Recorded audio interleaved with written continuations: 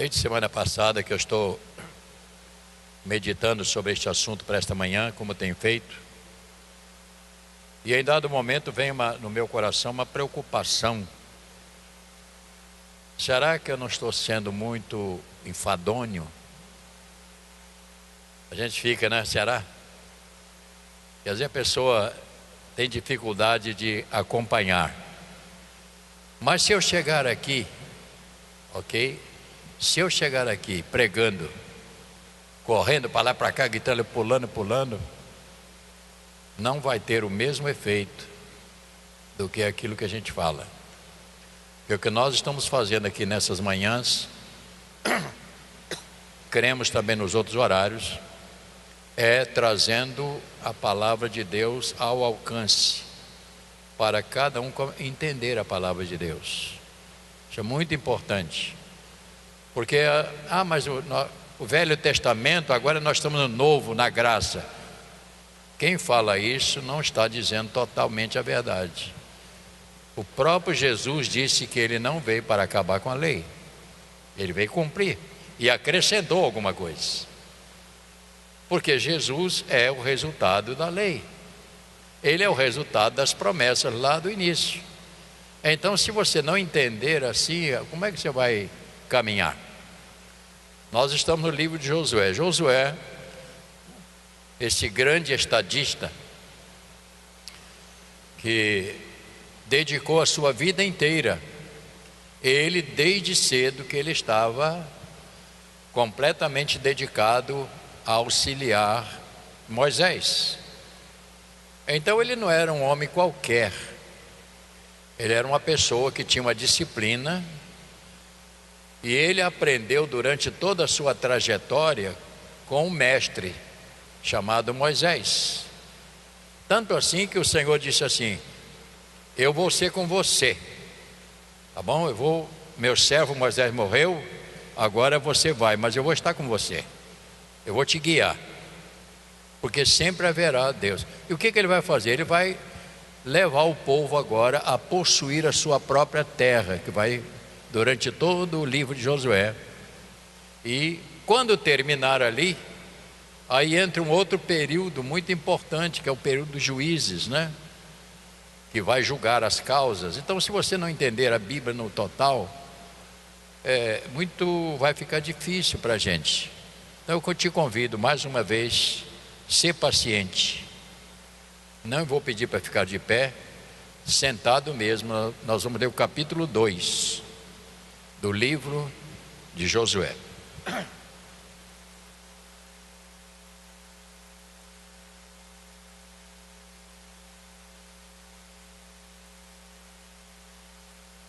Nós temos o CETEB, temos o CIAB, estudam mais dentro de uma outra maneira de ler. O que eu faço aqui acompanhando detalhes, e sempre tem uma meditação para nós no final, para o dia a dia, não é? O resultado. Muito importante, capítulo 2 do livro de Josué.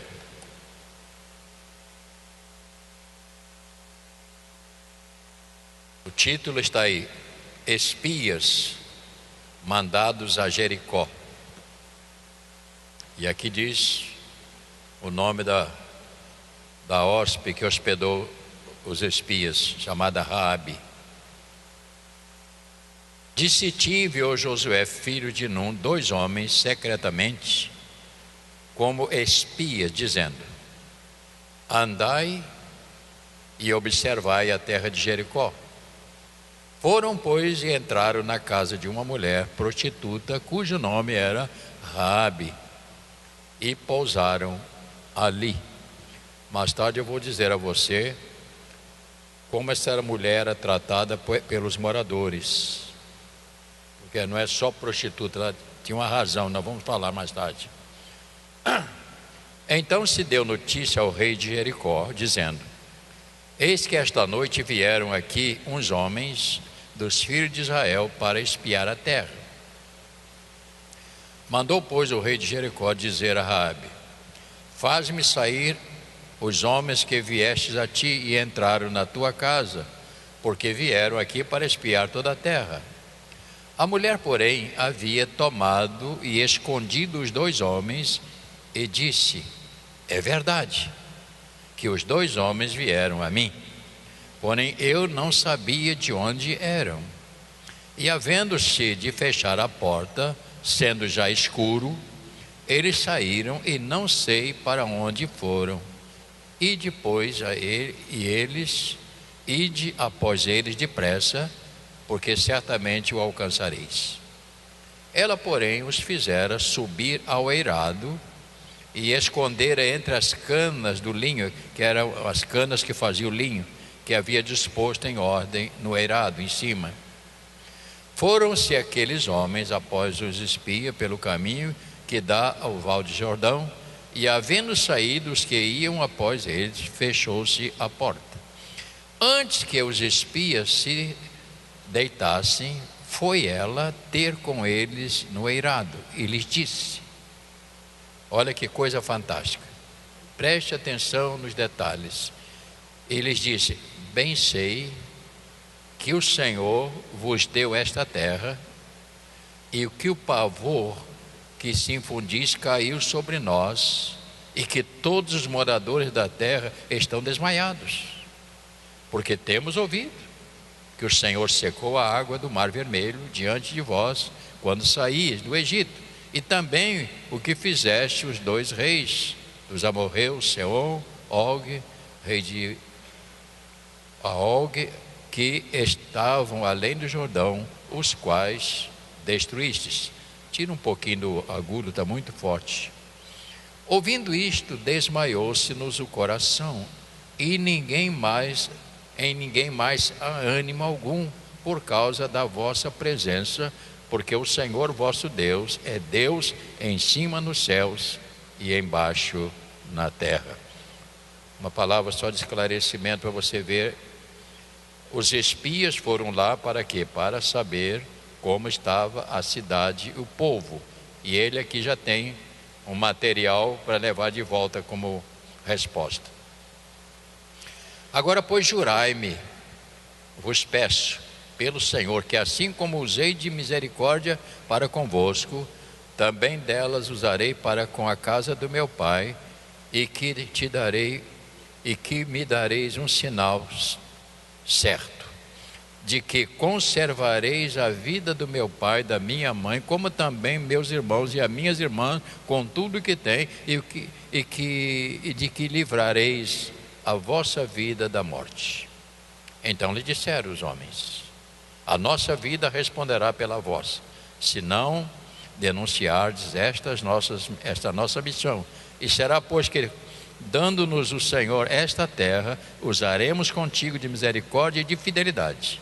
Ela então os fez descer por uma corda pela janela, porque a casa em que residia estava sobre o muro da cidade. Disse-lhes: ide-vos ao monte, para que porventura vós não encontrem os perseguidores, e escondei-vos lá 3 dias até que eles voltem, e depois tornarei a vosso caminho. Disseram-lhes os homens: desobrigados seremos deste teu juramento que nos fizeste jurar, se vindo nós à terra não atares este cordão de fio de escarlate na janela, por onde me fizeste descer, se não recolheres em casa contigo teu pai, a tua mãe, os teus irmãos e toda a sua família. E qualquer que sair para fora da porta da casa, o seu sangue lhes cairá sobre a cabeça, e nós seremos inocentados. Mas o sangue de qualquer que estiver contigo em casa caia sobre nossa cabeça, se alguém dele puser a mão. Também se tu denunciares esta nossa missão, seremos desobrigados do juramento que nos fizeste jurar. E ela disse: segundo as vossas palavras, assim seja. Então os despediu e eles se foram, e ela atou o cordão de escarlate na janela como sinal. Foram-se, pois, e chegaram-se ao monte, e ali ficaram 3 dias até voltaram, os perseguidores, porque os perseguidores os procuraram por todo o caminho, porém não o acharam. Assim os dois homens voltaram e desceram o monte, e passaram e vieram a Josué, filho de Nun, e lhes contaram tudo quanto lhes sucedera. E disseram a Josué: certamente o Senhor nos deu toda esta terra nas nossas mãos, e todos os seus moradores estão desmaiados diante de nós. Que fantástico, né? Que fantástico. Vamos colocar uma palavra de oração. Coloque a sua mão sobre a Bíblia, não para jurar, mas só para como ponto de apoio. Senhor amado, aqui está a tua palavra, tão linda, tão especial. Me parece, Senhor, que eu estou vendo aqueles homens andando escondidos. Na minha mente, Senhor, vem aqueles homens, aquela mulher tentando ali acertar para não perder sua família. Senhor, abençoa, portanto, esta nossa meditação, que ela preencha totalmente o nosso coração e nos mostre que nós também estamos na mesma batalha que aquele povo do Senhor estava para herdar a terra, porque eles foram usar uma terra, era uma terra, Senhor, existente, material, e nós estamos caminhando, ó Pai, no meio de tantos inimigos também, para podermos alcançar a eternidade. Abençoa, portanto, que a gente não fique cansado por esses momentos que vamos passar aqui. Ajuda-nos, em nome de Jesus, amém. O livro de Josué, ele tem um quadro, né? Muito importante. São 4 divisões que é importante para nós todos saberem. Há separações, divisões nesse livro de Josué. 4 assuntos para que a gente possa começar a mexer e meditar. Porque fala da promessa que Deus fez a Abraão em sua aliança. Então, neste primeiro tempo aqui, que vai de capítulo 1 até capítulo 5, 13 a 15, fala da preparação. Só para você começar a entender. Fala de preparação. No outro capítulo, mais à frente, o capítulo que vai do capítulo 6 até capítulo 12, tem uma outra fala de posicionamento. Estava se posicionando para entrar na terra. Estou só dando para você poder entender como isso funciona. E do capítulo 13 até 23, 34, fala de compartilhando a herança. Momento quando eles foram para as suas heranças, cada um possuindo a sua terra. Eu estou sentindo muito eco, meu filho. Será que tem como tirar isso aí? Um eco assim muito forte, atrapalha até a gente ouvir. E no capítulo 24, o final, fala do discurso final de Josué. Quando Josué reúne todo mundo para relatar o que é. Agora vocês têm o tempo de vocês. E ele ali se retira. E ele vai então, despede já com a idade avançada, morre, mas ele deixa cada um nas suas terras, cada um possuindo a sua herança para desenvolver o seu trabalho. Então, mais ou menos isso, só para você ter uma posição. Após o Senhor aparecer no capítulo 1 e verso 9, dá uma olhada ali, 1 e verso 9, ele disse o que para Josué? Capítulo 1, verso 9, leia toda a igreja. Não te mandei eu ser forte, corajoso, não temas, nem te espante, porque o Senhor teu Deus é contigo, por onde quer que andares. Então ali nós já temos, o Senhor aparece a Josué, Josué então o que faz? Toma a iniciativa para entrar na terra. Ele manda então 2 homens para espiar a terra, Jericó, porque seria a cidade que iriam iniciar entrando nessa cidade. uma cidade forte, edificada. E ele então, o que ele faz? Manda estes 2 homens, vocês vão lá para trazer para mim um panorama para que nós possamos também nos prepararmos para entrar nesta terra. Olha como é belo isso, irmãos. É uma coisa que me enche o coração de uma... É muito forte isto. Como o Senhor trabalha as situações. Então Josué não ficou de braço cruzado. A sua vida não prossegue se você cruzar os seus braços. A Bíblia fala tantas coisas para mim e para você, ensina, mas se você não se posicionar, não vai acontecer nada. Porque Deus não vai se posicionar no seu lugar, é você que se posiciona. Deus, a única coisa que Ele vai fazer e outras é estar contigo, mas Ele depende da minha e da sua iniciativa. Quem não tem iniciativa vai ficar no mesmo lugar a vida inteira, fica parado. Então eu estou querendo trazer para você, se você não pegar isso para dentro de você, não adianta, a leitura será simplesmente leitura. Então nós estamos aprendendo que a primeira coisa que Josué fez, ele disse, eu estou com você, mas Josué não foi dormir. Josué não foi para lá, agora eu vou tirar um sono, porque Deus já disse que está comigo. Não, ele tomou iniciativa, ele precisava preparar o povo para chegar lá. Mas ele não ia mandar também o seu povo, o exército, entrar numa cidade sem ter informações. Por isso que ele mandou espiar, né? Aí tem um rapaz que é militar, né? Não é assim que se faz na vida militar? Pelo menos quando eu estava na vida militar, assim, né? A gente tinha os quinta colunas, né? Quinta coluna é aquele que vai lá saber como é que está a situação, né? É os espias, né? Pelo menos na minha época era assim. E eu hoje só não sou um general aposentado porque as pessoas não entendem gente boa. Eles eram para ter me dado general aposentado. Mas descobri que o general não ganha tanto não, rapaz. O Mourão falou que ganha 13 mil reais, é só isso mesmo? Eu vou perguntar ele depois. Ouça mais uma vez. A sua vida vai depender da sua iniciativa. Lá na galeria, lá no final, está me ouvindo lá em cima? Lá em cima, levante a mão. Repita comigo assim: a minha vida prossegue de acordo com a minha iniciativa. Aqui embaixo, vamos lá? A minha vida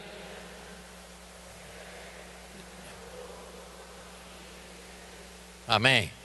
Se não tomarmos uma posição, eu namorei, não sei se minha mulher deve estar lá atrás, eu namorei 9 anos. Ela deve estar assistindo o culto aí, vou falar porque... Eu namorei 9 anos. Mas se deixasse eu ficar noivo a vida inteira, eu nunca teria casado. Eu tive que tomar uma posição. Chega a hora, e eu vou dizer, meu sogro já morreu. E ele não queria que eu casasse ainda não. 9 anos de namoro, não queria que eu casasse. Ô velho duro. Mas eu tomei iniciativa, não, eu vou casar, marquei a data, eu que marquei. E casei. Porque se você não tomar iniciativa, você não vai a lugar nenhum. Acabei de casar, paguei aluguel 1 ano e 4 meses. Um domingo eu cheguei em casa de trabalho, cansado, porque eu levantava muito cedo, de madrugada. Acabamos de almoçar, falei, vamos sair para procurar um lugar para comprar. E no dia que nós saímos, nós encontramos um bairro novo que estava em formação, hoje está bem valorizado aberto. E lá encontrei, coisa boa, encontrei um nortista que estava querendo voltar para o Ceará. Querendo vender a casa dele, que estava só no tijolo com laje. Falei, é mamão com açúcar. E ele falou, quanto é? Eu digo, eu vou comprar. Sabe quanto eu tinha no bolso? 200 reais. Naquela época, nem sei o dinheiro como é que era. Dei 200. E não sabia de onde eu ia tirar o dinheiro. Mas se eu não fizesse isso, eu não comprava. Aí eu procurei um amigo, falei, rapaz, hoje eu estou numa enrascada. Eu estou devendo 2.000. E você tem que me emprestar o dinheiro. E eu vou te pagar 200 por mês.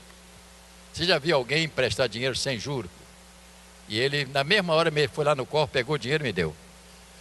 Se eu ficasse em casa dormindo depois do almoço, eu não tinha comprado nada. Ali foi o meu primeiro passo para sair do aluguel. Eu tive que dar meu passo. Se você não tomar iniciativa, você não vai a lugar nenhum. Então os espias foram lá. Josué então precisava saber como era a cidade e qual era o ânimo do pessoal. Então ele foi informado, os informantes trouxeram para ele as informações. No capítulo 2, verso 9, você veja que ele tem uma informação. Ela tinha informado ele, no capítulo verso 9. Dá uma olhada. Diz assim: e lhes disse: bem sei que o Senhor vos deu esta terra, e que o pavor que infundis caiu sobre nós, e que todos os moradores da terra estão desmaiados. Eles estão lá prostrados, agora vão perder tudo. Muita gente vive assim. Qualquer coisa que surge, ele se desmaia. Agora não vai dar mais, agora não tem jeito, agora não tem jeito. Meu filho, sempre tem jeito. O que você não pode ficar é desmaiado.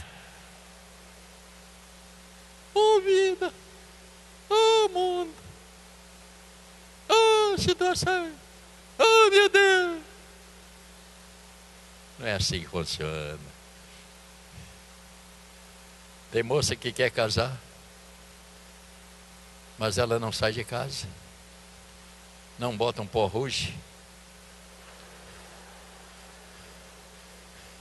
não dá um jeito na fachada, não faz uma escova,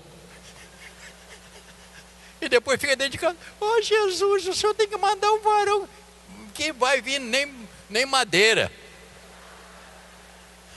Porque quem toma a iniciativa é você. Não estou dizendo sair por aí com uma sirigaita, não. Eu estou dizendo que você também tem que andar na passarela. Eu estou aqui, gente. Você está entendendo? Aí fica escondida, pensando que o camarada vai sair por aí batendo na porta. Aqui tem alguma moça bonita?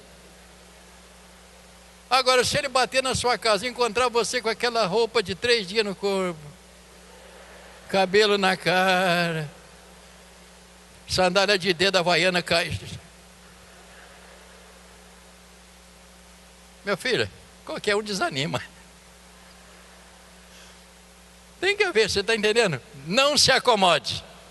Você não pode ficar prostrada, você não pode arriar, você tem que levantar, ter ânimo. O que ela disse para ele? O povo aqui está totalmente desanimado, o povo não sabe, eles estão, como esperar você chegar aqui? Eles estão muito tristes. Então Josué tomou a iniciativa, aliás. Essa mulher, ela era muito respeitada, ouça bem. O texto diz que ela era uma prostituta e era uma casa de prostituição. E lá o muro tinha, parece que 6 metros de largura, que passava carro em cima. E ela tinha uma casa em cima do muro. Era uma casa muito frequentada por homens. O que aconteceu? Como é que Deus encaminhou ele para lá? Porque sabia que ali ele seria mais um. Ela era respeitada. Sabe por quê? Porque a prostituta era considerada sagrada. Ela era uma mulher, a profissão dela era sagrada. Por quê? Porque ela, por causa da religião deles, ela era uma sacerdotisa dos deuses. Então eles tinham um respeito muito grande por ela. Não era uma pessoa qualquer, para eles, na cultura deles. E a gente, quando fala prostituta, fica logo, a gente pensa em outra maneira. Só para você entender como é que funciona isto.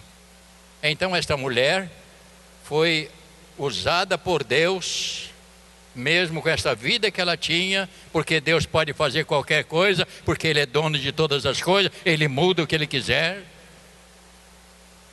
E ela deu para ele toda a linhagem. Religião cananeia, que eles adoravam os deuses lá, e ela era sacerdotisa. No capítulo 3, posicionamento, porque se não houver isso, capítulo 3. Mediante esta informação que houve, o que aconteceu? No capítulo 3 você já começa a ter a resposta. Olha para o capítulo 3. Levantou-se, pois, Josué de madrugada. Olha, eu gostei disso, irmão. Levantou de madrugada, e tendo ele e todos os filhos de Israel partido de Sitim, vieram ao Jordão e pousaram ali antes que passassem. Sucedeu ao fim de 3 dias que os oficiais passaram pelo meio do arraial e ordenaram ao povo, dizendo: quando virdes a arca da aliança do Senhor, vosso Deus, e que os levitas sacerdotes levem, partireis vós também do vosso lugar e os seguireis. Contudo, haja distância de cerca de 2.000 côvados entre vós e ela, não vos chegueis a ela, para que conheçais o caminho pelo qual haveis de ir, visto que por tal caminho nunca passaste. Então disse Josué ao povo, palavra-chave, leia comigo, verso 5. Toda a igreja, vamos mais uma vez, toda a igreja, vamos lá. Disse: santificai-vos, maravilha no meio de vós. E também falou ao sacerdote, dizendo: levantai a arca da aliança e passai diante do povo. Levaram, pois, a arca da aliança e foram andando diante do povo. Isto me chamou muita atenção. Posicionamento do povo para a batalha. Como chegar a vencer uma batalha? Eles estavam se arregimentando, juntando. Ninguém vence uma batalha sozinho. Precisa estar junto nesta comunhão. Josué então prepara o povo. No verso 7 a verso 13 do mesmo capítulo. O que diz aí? Vamos ver. 7 a 13. Então, leia comigo todos. Então disse o Senhor a José: hoje começarei a engrandecer, para que saibam, assim também serei. Tu, pois, ordenarás aos sacerdotes que levem a arca da aliança, dizendo: ao chegardes à borda das águas do Jordão, parareis ali. Então disse Josué aos filhos de Israel: chegai-vos para cá, e ouvi as palavras do Senhor vosso Deus. Disse mais Josué: nisto conhecereis que o Deus vivo está no meio de vós, e que tudo lançará diante de vós os cananeus, os heteus, os hebreus, os filisteus. Então ele formou aqui uma equipe. E vamos terminar até verso 13. E eis que a arca da aliança do Senhor e toda a terra passa o Jordão diante de vós. Tomai, pois, agora 12 homens das tribos de Israel, um de cada tribo, porque há de acontecer que assim que a planta dos pés dos sacerdotes que levam a arca do Senhor e de toda a terra pousem nas águas do Jordão, serão elas o quê? Cortadas, a saber, as que vêm de cima. Então ali já haverá. E aqui temos uma situação interessante. Ao atravessar, as águas se fecharam. Eles precisavam pegar, os 12, cada um pegar uma pedra. Para que esta pedra? Você já leu sobre essa pedra? Vou perguntar aqui uma pessoa que ficar de cabeça baixa, eu pergunto: para que essas pedras? Muito importante a gente começar a entender isto. É importante vermos que o Senhor estava primeiro andando com Josué e disse a Josué: eu vou te engrandecer. Eu vou te engrandecer. Eu vou fazer com que o povo acredite em você, tal como acreditou em Moisés, porque você agora é o líder que vai seguir. Portanto, irmãos, é muito importante. Tirai 12 pedras para testemunho, dizendo que as águas pararam. Para que é que aconteceu isto? Para que é que aconteceu? Só para você ter uma ideia, por que é isto? E ele disse: para quando os seus filhos perguntarem mais tarde, que pedras são essas? É para você dizer assim: quando nós atravessamos o mar, o Jordão, as águas se pararam e nós tiramos estas 12 pedras que vão servir de testemunho para que amanhã vocês creiam que isto aconteceu. Ou seja, estavam formando uma outra geração que ia nascendo, ia começando a surgir dos mais novos. Mas aqui nós ainda temos mais algumas situações para nós podermos entender. Tirai 12 pedras. Agora no capítulo 4, veja agora no capítulo 4, as 12 pedras tiradas no meio do Jordão. Tendo, pois, todo o povo passado o Jordão, falou o Senhor a Josué, dizendo: tomai o quê? Um de cada tribo, e mais o quê? No lugar onde pousaram os sacerdotes os pés, tomai 12 pedras e levai-o convosco. Deposite no alojamento em que haveis de passar esta noite. Chamou, pois, Josué os 12 homens que escolheram dos filhos de Israel, um de cada tribo, e disse: passai diante da arca do vosso Deus, no meio do Jordão, e cada um coloque esta pedra, leva esta pedra, que ela vai ser uma testemunha viva. E isso está registrado no verso 20 deste mesmo capítulo. Até esse ponto, dá uma olhada para mim agora. Qual é a razão de Moisés e Josué falar tanto ao povo durante anos? Qual é a razão?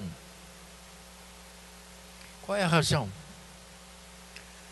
Por que é que nós, pastores, pregamos? Todos os dias pregamos. Qual é a razão? Por que nós falamos? Porque nós não somos aqui bonecos.